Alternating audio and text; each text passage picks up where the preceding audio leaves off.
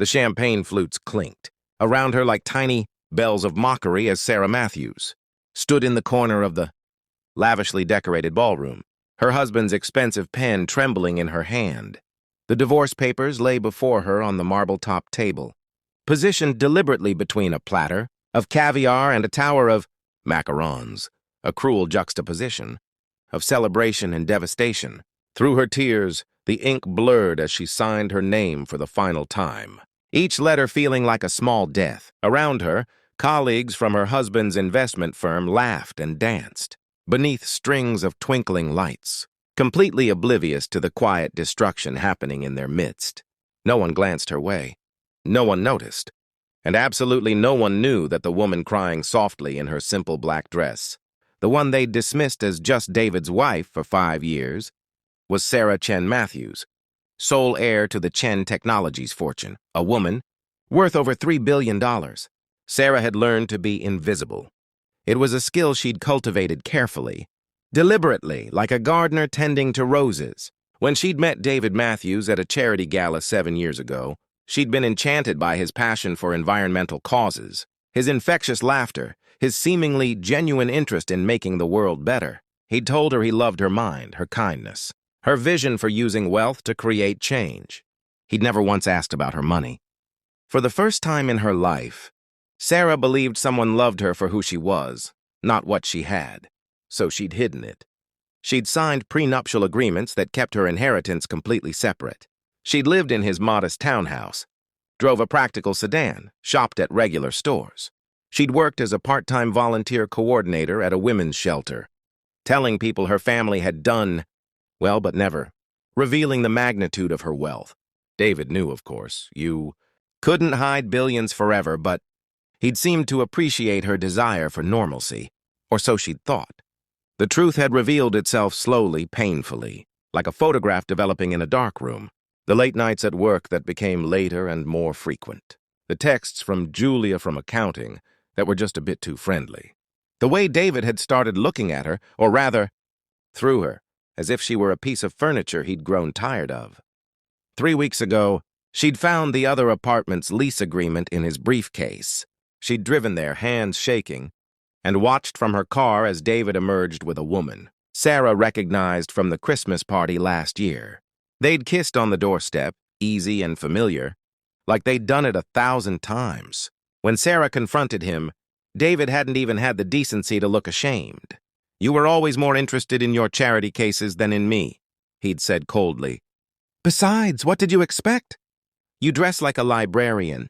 You drive a car from 2015. You spend your time with homeless people. Julia understands ambition. She understands success."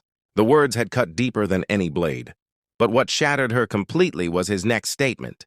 "And before you think about taking half of what I've built, remember, you signed papers keeping your family money separate. That means my assets are mine. I've already talked to my lawyer. He thought she wanted his money. After everything, he thought she was like everyone else who'd ever circled. Her wealth like sharks scenting blood. Now, at his firm's Christmas party, a party she'd helped plan before everything fell apart, Sarah placed the pen down beside the signed papers and allowed herself one long, shuddering breath. She'd given him everything he asked for. An uncontested divorce. No alimony, nothing but her freedom and her broken heart. "Excuse me, miss?" Sarah looked up to find a young woman in a catering uniform, probably in her early 20s, holding out a napkin. Her name tag read Maria.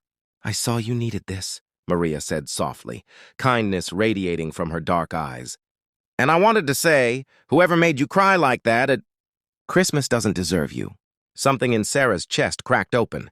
Here, in this room full of wealthy professionals who'd never learned her name, a catering worker was the only one to offer comfort. She took the napkin, and before she could stop herself, she was telling Maria everything.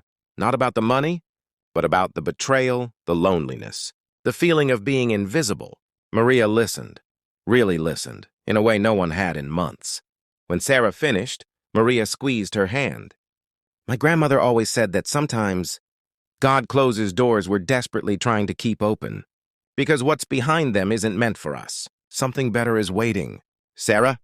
David's voice cut through the moment. He approached with Julia on his arm, both of them glowing with champagne and triumph. "I see you signed. Thank you for being reasonable about this." Sarah stood, straightening her spine. "I signed because our marriage is over. David, not because I'm being reasonable." Julia, emboldened by alcohol or arrogance, laughed. "Oh, sweetie, you should be thanking him. David's doing you a favor. Now you can find someone more suitable. Someone who doesn't mind that you're..." So she waved her hand dismissively. "Ordinary." Maria, still standing beside Sarah, stiffened with outrage. But Sarah placed a gentle hand on her arm. "Ordinary," Sarah repeated quietly. "Yes, I suppose I am. I'm ordinarily kind to service workers. I'm ordinarily grateful for what I have. I'm ordinarily faithful to my commitments." She looked directly at David. "I'm sorry those qualities seem ordinary to you." She picked up her purse, but before she could leave, the catering manager rushed over, his face flushed with anger. "Maria, I've told you about fraternizing with guests. That's your final warning. You're fired. Get out!" "What? No." Maria's eyes widened with panic. "Please, Mr. Harrison, I have rent due, my little brother's medicine. Should have thought of that before bothering our clients." "Out, now." Sarah felt something shift inside her like a key turning in a lock. For 5 years, she'd been playing small, hiding, pretending to be less than she was because she thought it would make her lovable. But Maria had shown her more humanity in 5 minutes than David had shown her in months. And Maria was being punished for basic kindness. "Actually," Sarah said, her voice carrying across the suddenly quiet space, "Maria was attending to me. I requested her assistance and she provided excellent service." Mr. Harrison's face darkened. "Ma'am, with respect, this doesn't concern..." "I'm making it concern me." Sarah pulled out her phone and made a call she hadn't made in months. "Tom, it's Sarah Chen-Matthews. I need you at the Riverside Hotel ballroom. Bring the documentation. We discussed about diversifying the Foundation's community partnerships." David's face had gone pale. "Sarah, what are you..." "You remember Tom, don't you, David? My chief financial officer? He manages the Chen Technologies Trust." She turned back to Mr. Harrison, whose complexion had shifted from red to ashen.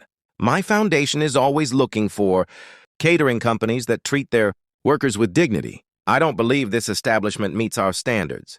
Tom Chen arrived 15 minutes later, briefcase in hand, and the room transformed. Suddenly, everyone knew exactly who Sarah was.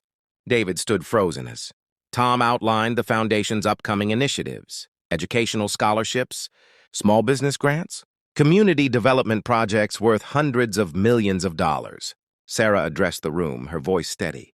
"I've spent 5 years volunteering, observing, learning where help is actually needed versus where it's performative.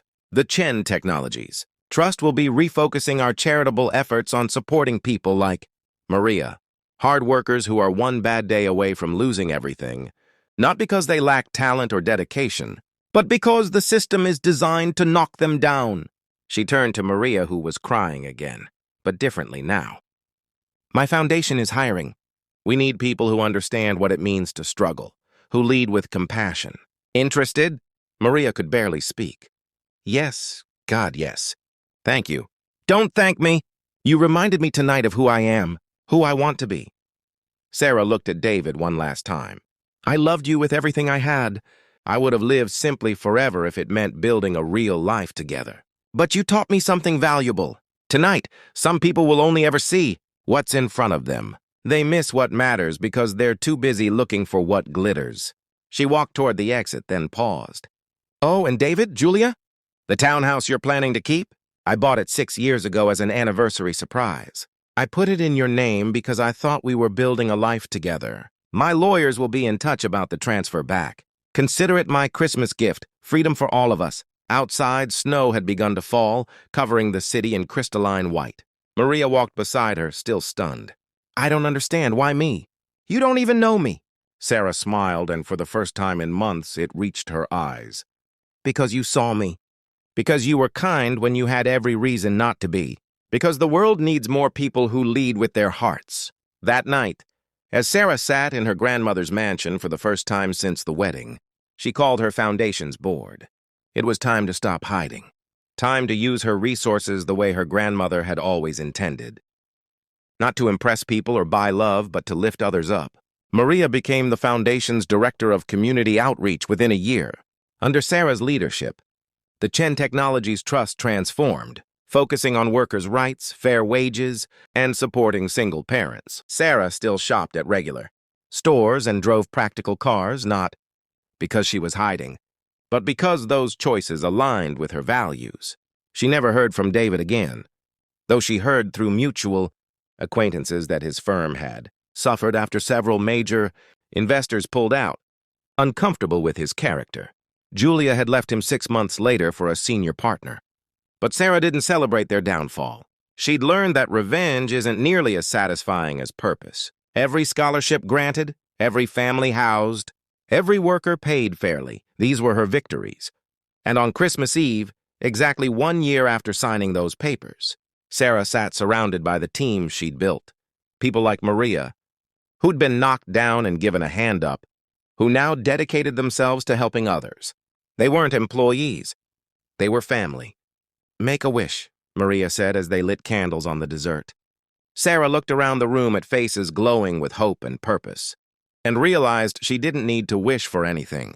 She'd found something more valuable than being loved for who she pretended to be. She'd found the courage to be fully herself.